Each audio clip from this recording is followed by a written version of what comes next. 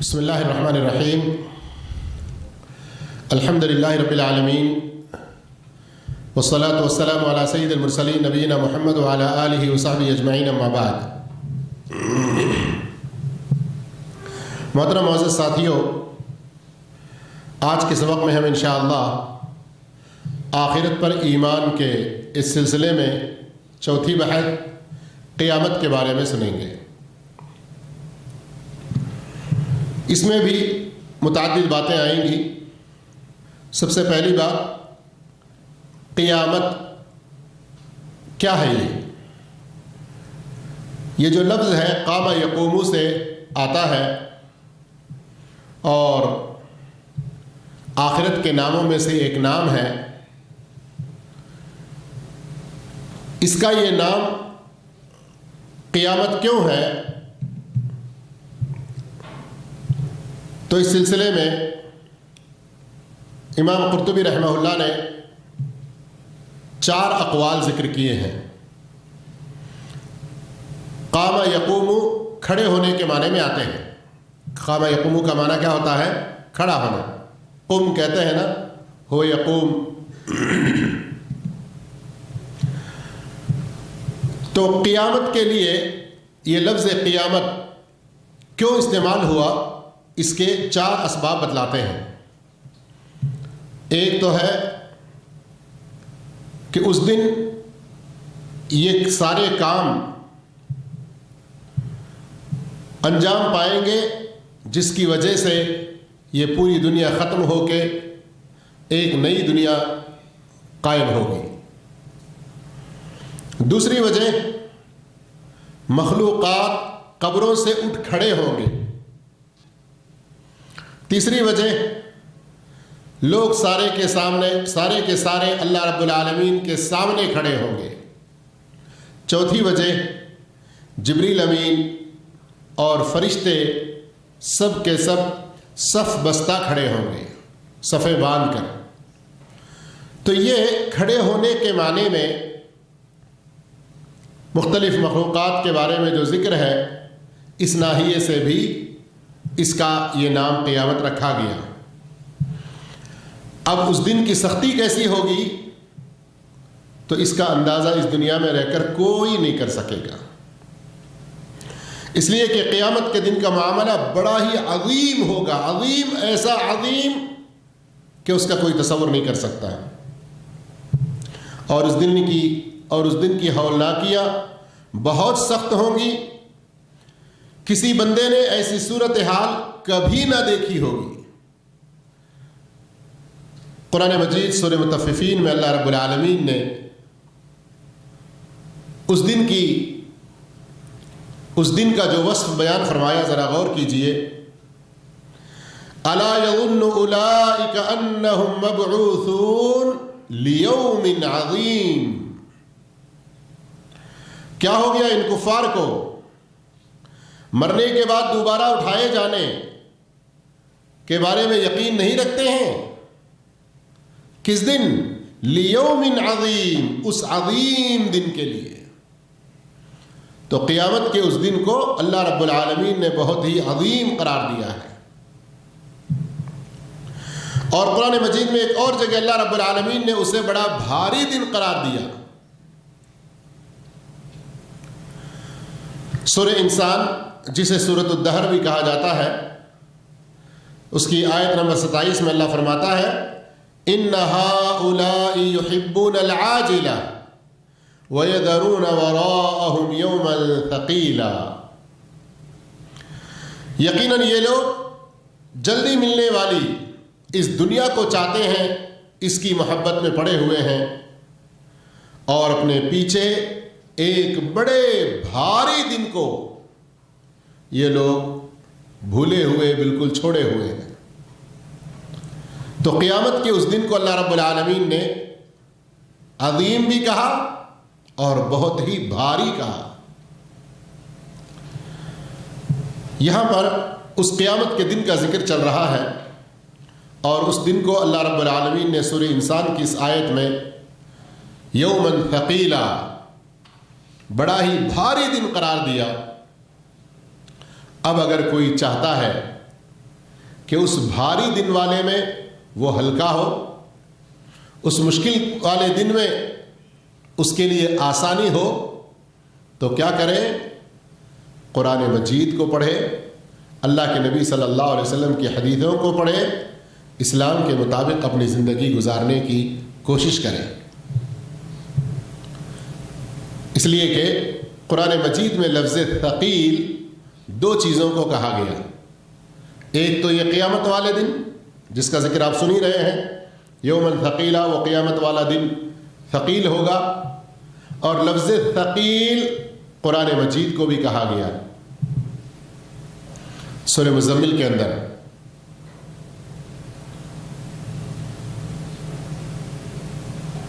اور قرآن مجید کو ثقیل اس ناحیے سے کہا گیا کہ بعض لوگوں کو اس کے احکام پر عمل کرنا بڑا بھاری لگتا ہے، بڑا مشکل سے محسوس ہوتا ہے، اس لیے کہ ان کے نفوس، ان کی طبیعتیں، ان کے مزاج جس گناہوں میں، جن گندگیوں میں پڑے ہوئے ہیں، اس سے باہر آ کے اللہ کے صاف و شفاف احکام پر عمل کرنا ان کو بڑا بھاری محسوس ہوتا ہے۔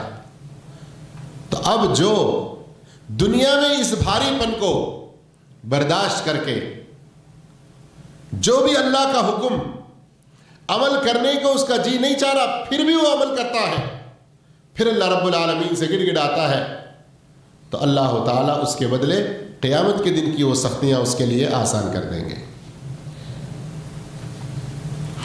قیامت کا وہ دن جو بہت ہی عظیم اور بہت ہولناک، بہت سخت، جس کے لیے دو لفظ تو آپ نے سنے کہ اللہ نے عظیم کہا اور ثقیل کہا، تیسرے یہ بھی ہے کہ اس دن میں شدید خوف اور گھبراہٹ ہوگی۔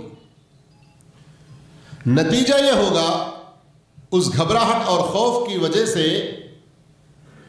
دودھ پلاتی مائیں اپنے دودھ پیتے بچوں کو بھول جائیں گے۔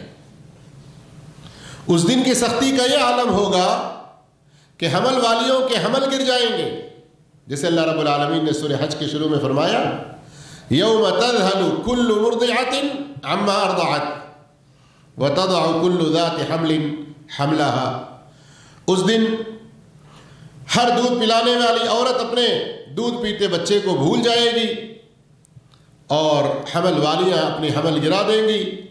وَتَرَى النَّاسَ سُكَارَىٰ، اور تم لوگوں کو مدہوش دیکھو گے۔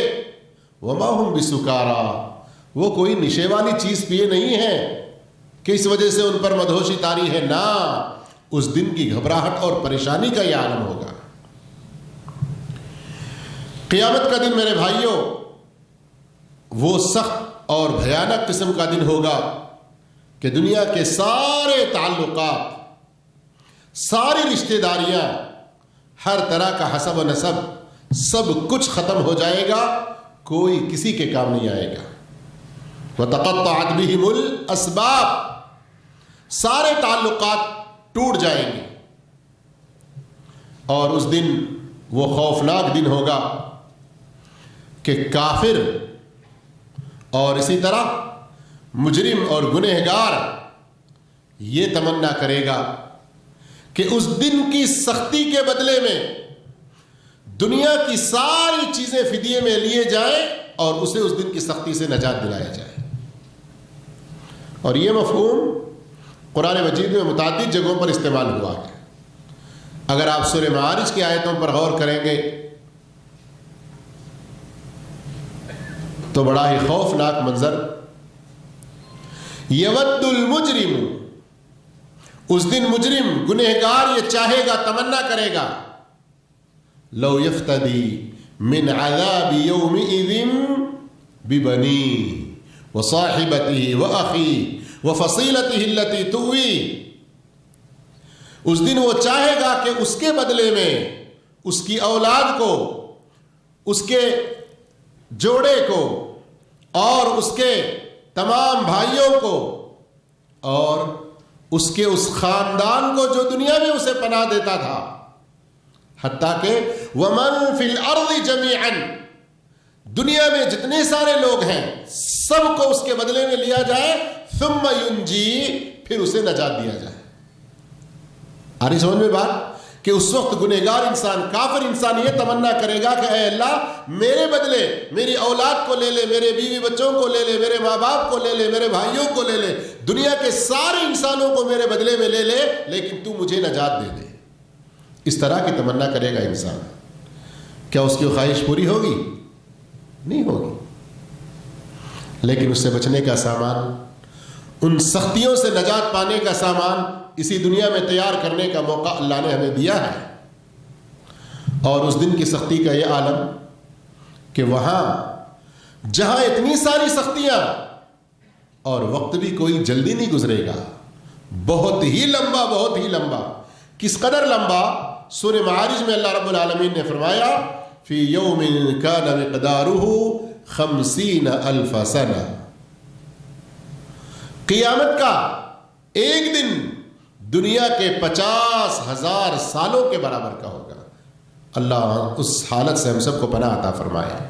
اللہ ہمارے سب کے اوپر میں آسانیاں فرمائے۔ اس دن کی سختیوں سے نجات پانے کے لیے جو توشہ، جو نیک عمل ہم کو کرنا ہے ابھی کر لینے کے اللہ ہم سب کو نیک توفیق عطا فرمائے۔ میرے بھائیوں، میرے معزز ساتھیوں، اس طرح کے یہ خوفناک واقعات جب ہم سنیں تو اپنے ایمان میں کچھ تو ترقی ہو، نیک اعمال میں ہم کچھ سبقت کرنے والے بنے، گناہوں سے پیچھے ہٹنے والے بنے۔ اس دن کی حالت کو اگر ہم دیکھیں تو اللہ رب العالمین نے قرآن مجید کے اندر سورہ معارج کی آیتیں جو بھی کچھ دیر پہلے آپ کے سامنے تلاوت کی گئیں، اور اسی طرح سورہ تکویر، سورہ انفطار، اور ان کے علاوہ سورہ قیامہ، اس طرح کی ان صورتوں کا مطالعہ کریں۔ اس لیے کہ جس قدر ہم دنیا میں پڑے ہوئے اور دنیا کی خواہشات میں پڑے ہوئے ہیں، جیسے کہ ابھی تھوڑی دیر پہلے آپ نے سورہ انسان کی آیت سنی کہ ہؤلاء یحبون العاجلہ، یہ جلدی ملنے والی اس دنیا کے پیچھے پڑے ہوئے ہیں، اس کی محبت میں گرفتار ہوئے ہیں، یہ ان کے دلوں میں اس قدر بسا ہوا ہے کہ یہ نکلنے کا نام نہیں لے رہا۔ اس کی وجہ سے وہ اپنے اس بھاری دن کو بالکل بھولے ہوئے ہیں۔ تو میرے بھائیوں، آخرت کے دن کو ہم یاد کریں۔ کس طرح یاد کریں گے؟ ایسے ہی یاد نہیں آئے گا، اس لیے کہ ہمارے اطراف و اکناف میں جن لوگوں میں ہم اٹھتے بیٹھتے ہیں، جو ہماری ساتھداریاں ہیں، وہاں کوئی آخرت کا ذکر ہی نہیں ہوتا، تو ہمیں آخرت کی یاد کیسی آئے گی؟ آخرت کی یاد کیسی آئے گی؟ یہاں مجھے امام حسن بصری رحمہ اللہ کی وہ بڑی اچھی بات یاد آتی ہے کہ خود زیادہ نیک نہ بھی بن سکے، نیکوں کی صحبت اختیار کرو، ان کی صحبت میں رہنا ہی پسند کرو۔ کیوں؟ ہم ان نیکوکاروں کی طرح سے پورے کے پورے نیک نہ بن سکے، ان کی صحبت کم سے کم آخرت میں تو فائدہ دے گی۔ کس طرح فائدہ دے گی؟ پھر قرآن مجید کی وہ آیت تلاوت کرتے ہیں، لا يسأل حمیم حمیما۔ اس قیامت والے دن کا یہ عالم ہوگا کہ جگری دوست جسے کہتے ہیں، کوئی جگری دوست اپنے جگری دوست کو نہیں پوچھے گا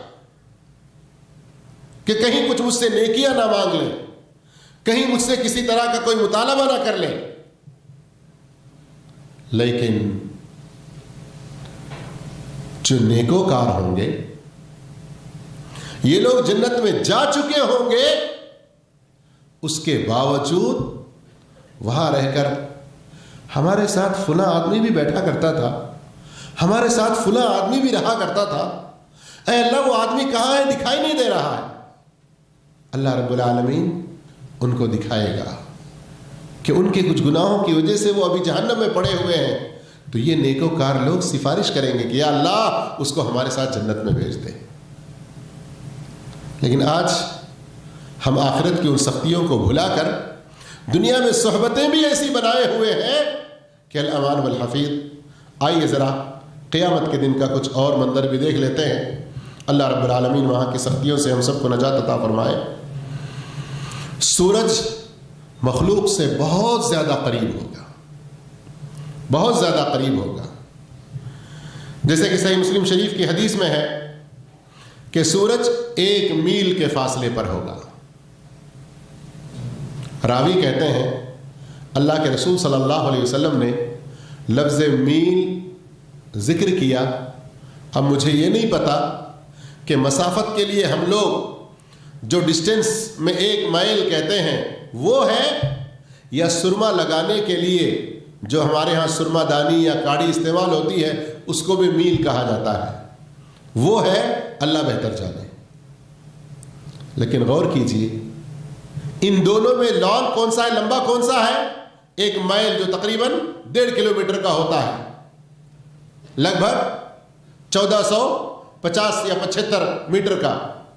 اگر وہی ہم شمار کریں تو صرف 1 میل کی دوری پر اگر سورج ہوگا کیا عالم ہوگا, ذرا غور کریں. آج جبکہ لاکھوں کلومیٹر دور ہے, لیکن 45 ڈگری سیلسیس کو اگر پہنچ جائے تو ہم بہت بڑی گرمی کہتے ہیں. حکومتیں تک مزدوروں کے لیے ٹھیک دوپہر کے وقت میں چھٹی دینا لازمی قرار دیتی ہے, لیکن قیامت کے دن کا عالم کیا ہوگا؟ صرف 1 میل کی دوری پر ہوگا. اتنا ہی نہیں, پھر وہاں جو لوگ میدان محشر میں کھڑے ہوں گے وہ ایسا مرحلہ ہوگا, حدیث میں آتا ہے جیسے کہ بھر دیا گیا ہو کسی کو کسی چیز کے اندر میں. کسی بھی آدمی کو اپنی جگہ سے قدم ہٹانے کا موقع نہیں ہوگا. اور پھر ہمارے اپنے جو گناہ دنیا میں ہم کر رہے ہوتے ہیں وہ گناہ اس میدان محشر میں بھی جس کے جتنے زیادہ گناہ ہوں گے اسی قدر وہ اپنے پسینے میں ڈوب جائے گا. پسینہ اس قدر نکلے گا کہ کوئی آدمی ٹخنے تک ڈوبا ہوگا, کوئی آدمی گھٹنے تک ڈوبا ہوگا, کوئی آدمی سینے تک ڈوبا ہوگا اور کوئی اپنے گلے تک, بلکہ کوئی اس کا سر بھی ڈوبتا ہوگا. میرے بھائیوں, یہ تصور ابھی شاید ہم نہ کر سکیں, لیکن جب اللہ کے رسول صلی اللہ علیہ وسلم نے یہ سب تفصیلات بتلا دیے ہیں, صحیح حدیثوں میں ان کا ذکر ہے, تو جھٹلانے کا کوئی موقع ہے؟ نجات اسی میں ہے کہ ایسی سختیوں سے بچنے کی تیاری ہم کر لیں, ایسی سختیوں سے بچنے کی ہم تیاری کر لیں. اور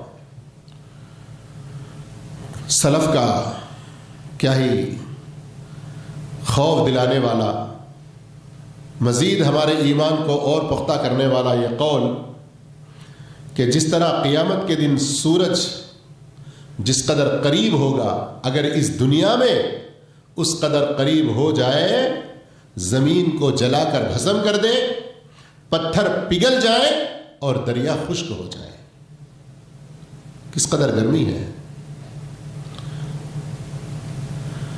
اور اس وقت یہ ساری کیفیات اب تک ہم جو سنتے رہے, اس قدر ڈر, خوف, گھبراہٹ, پریشانی, پسینے کا ذکر, سورج کی اس قدر قریب ہونے کا ذکر, یہ ساری کچھ پریشانیوں کا جو کچھ ہم نے ذکر سنا ہے, ایسی پریشانیوں سے نجات پانے والے بھی کچھ لوگ ہیں. اصل چیز یہی یاد دلانا ہے. یہ پریشانیاں تو ہیں, لیکن ان لوگوں کے لیے جو ان سے بچنے کی تیاری اس دنیا میں نہیں کرتے ہیں, لیکن ان چیزوں سے ابھی دنیا میں جو ڈرتے رہے وہاں ان کو ڈرنے کی ضرورت نہیں پڑے گی. لیکن آج ہم میں سے جیسے بہت سارے لوگوں کا حال ہو گیا, ارے یہ متوجہ لوگوں کا کام ہے بولنا, بولتے رہتے ہیں, ارے دیکھا جائے گا کیا ہوتا, اللہ تو بڑا غفور الرحیم ہے. نعوذ باللہ, استغفر اللہ, استغفر اللہ, استغفر اللہ. میں ہمارے ایسے بھائیوں کو دنیا کی چھوٹی چند مثالیں دیتا رہتا ہوں کبھی کبھی اپنے وعد و نصیحت اور اپنے بیانوں میں.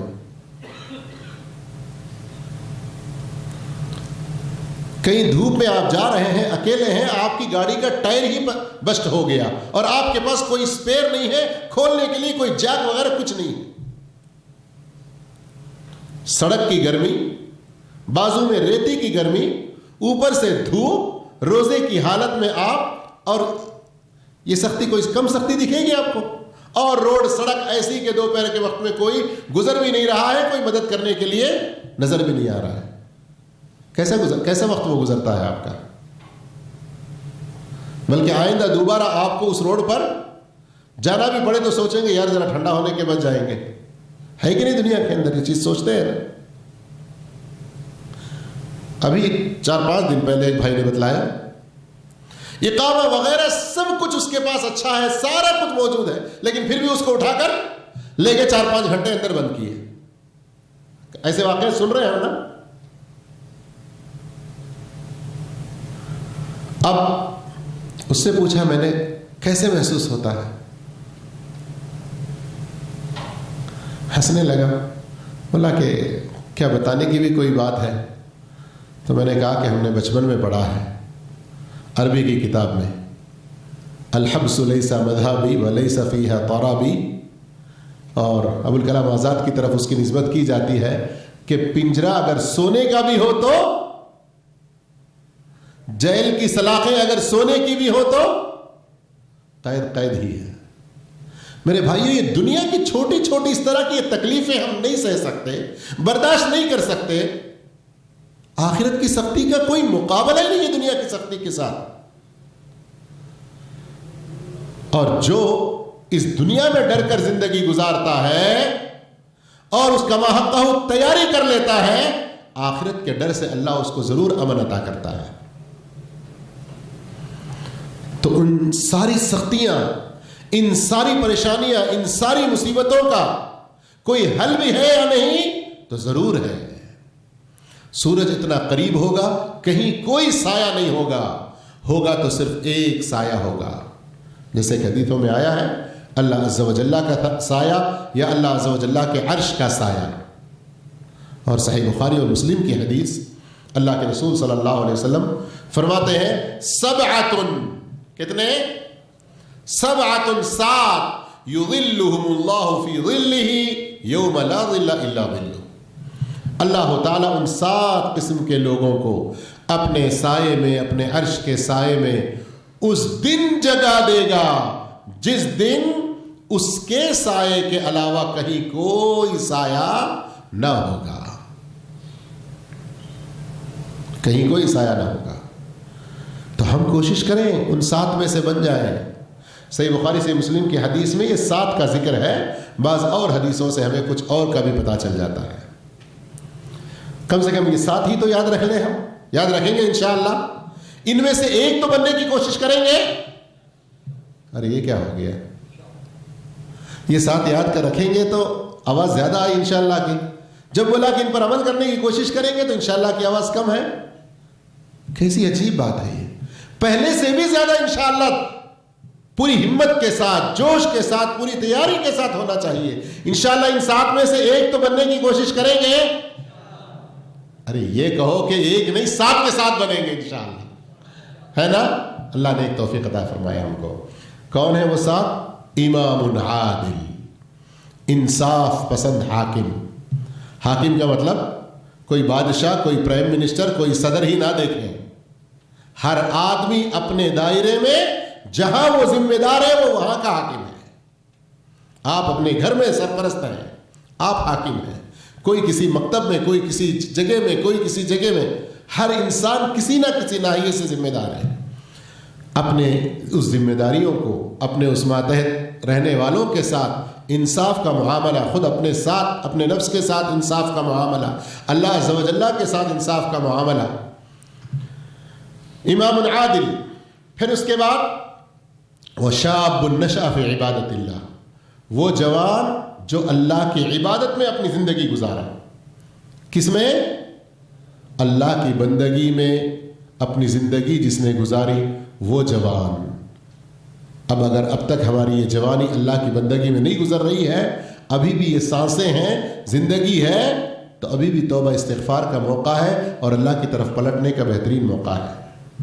تیسرا وہ آدمی رجل قلبہ معلق بالمساجد، جس کا دل مسجدوں سے لگا رہے، یعنی نمازوں کا پوری طرح سے وہ پابند ہو، مسجدوں سے دل لگا رہے. اس موقع پر مجھے حضرت ابو ہریرہ رضی اللہ عنہ کے شاگرد نے ایک بات جو کہی وہ یاد آ رہی ہے. وہ کہتے ہیں کہ حضرت ابو ہریرہ اور دوسرے صحابہ کرام رمضان میں روزے کی حالتوں میں زیادہ وقت مسجد میں گزارنے کی کوشش کرتے اور کہا کرتے نطہر بہ صیامنا، اس طرح سے ہم اپنے روزوں کو ذرا پاک و صاف رکھیں گے. اس لیے کہ امام ابن حزم رحمہ اللہ فرماتے ہیں صحابہ کا یہ کہنا کہ مسجد میں بیٹھ کر ہم اپنے روزوں کی حفاظت کر لیں گے، مطلب یہ ہے کہ جب انسان لوگوں میں گھلتا ملتا ہے، اٹھنا بیٹھنا کاروبار اور دوسرے چیزوں میں لگ جاتا ہے، کہیں جھوٹ ہے، کہیں غیبت ہے، کہیں دھوکہ دہی ہے، کسی طرح کی ایسے گناہوں میں پڑنے کا خطرہ رہتا ہے اور اپنے روزے کو خراب کر لیتا ہے. تو غور کیجئے رمضان کی مناسبت سے بھی اس لفظ کو اگر ہم یاد رکھیں گے، اس تیسرے پہلو کو، کہ وہ آدمی جس کا دل مسجد میں لگا رہے. اس کا مطلب گھر کی ذمہ داریاں پوری نہ کریں کر کے نہیں، آپ دنیا میں جس کسی کام میں لگے رہیں، اللہ کی عبادت کا وقت آئے تو آپ اللہ کی عبادت کی طرف بھی جھک جائیں.